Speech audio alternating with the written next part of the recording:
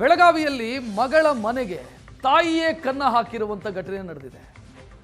ಮಗಳ ಮನೆಗೆ ಬಂದಿದ್ದಂತ ತಾಯಿ ಮಗಳ ಮನೆಯಿಂದ ಚಿನ್ನಾಭರಣಗಳನ್ನು ಕಳ್ಳತನ ಮಾಡಿರುವಂತ ಘಟನೆ. ಸದ್ಯ ತಾಯಿ ಜೈಲು ಪಾಲಾಗಿರೋದು.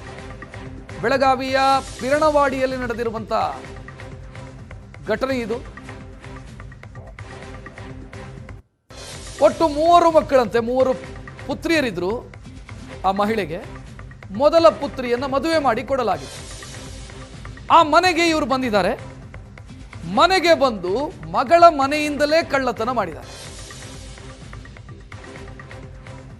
ಒಟ್ಟು ಮನೆಯಲ್ಲಿದ್ದಂಥ 16 ಲಕ್ಷ ಮೌಲ್ಯದ 110 ಗ್ರಾಂ ಚಿನ್ನಾಭರಣಗಳನ್ನು ಕಳ್ಳತನ ಮಾಡಿದ್ದಾರೆ.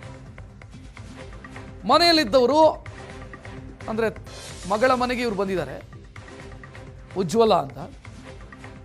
ಮಗಳ ಮನೆಗೆ ಬಂದಿದ್ದಂಥ ಸಂದರ್ಭದಲ್ಲಿ ಮಗಳು ಮತ್ತು ಅಳಿಯ ಯಾವುದೋ ಒಂದು ಕಾರ್ಯಕ್ರಮಕ್ಕೆ ಹೋಗಿರ್ತಾರೆ. ಕಾರ್ಯಕ್ರಮಕ್ಕೆ ಹೋಗಿ ವಾಪಸ್ ಬಂದಾಗ ಮನೆಯಲ್ಲಿದ್ದಂಥ ಚಿನ್ನಾಭರಣ ಇರೋದಿಲ್ಲ. ಇವ್ರ ಹತ್ರ ಕೇಳ್ತಾರೆ, ಚಿನ್ನಾಭರಣ ಏನಾಯಿತು ಅಂತ. ನನಗೆ ಗೊತ್ತಿಲ್ಲ ಅಂತ ಉತ್ತರ ಕೊಡ್ತಾರೆ.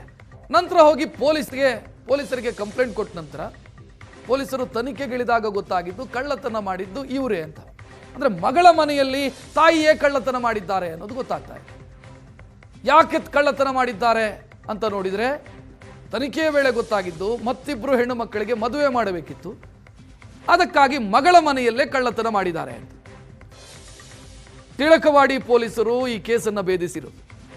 ಪೊಲೀಸರ ಮುಂದೆಯೂ ಕೂಡ ಈ ಮಹಿಳೆ ಹೈಡ್ರಾಮಾ ಮಾಡಿದರಂತೆ. ತನಿಖೆಯ ಸಂದರ್ಭದಲ್ಲಿ ಕೊನೆಗೆ ಪೊಲೀಸರು ಬಾಯಿ ಬಿಡಿಸಿದ್ದಾರೆ. ಆ ವೇಳೆ ಇದೆಲ್ಲವನ್ನ ಕೂಡ ಹೇಳಿಕೊಂಡಿರೋದು.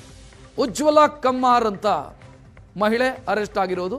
ಮಹಿಳೆಗೆ ಸಹಕರಿಸಿದಂಥ ಆಕೆಯ ಸಂಬಂಧಿ ಶಿವ ಎಂಬಾತನನ್ನ ಕೂಡ ಪೊಲೀಸರು ಅರೆಸ್ಟ್ ಮಾಡಿದ್ದಾರೆ.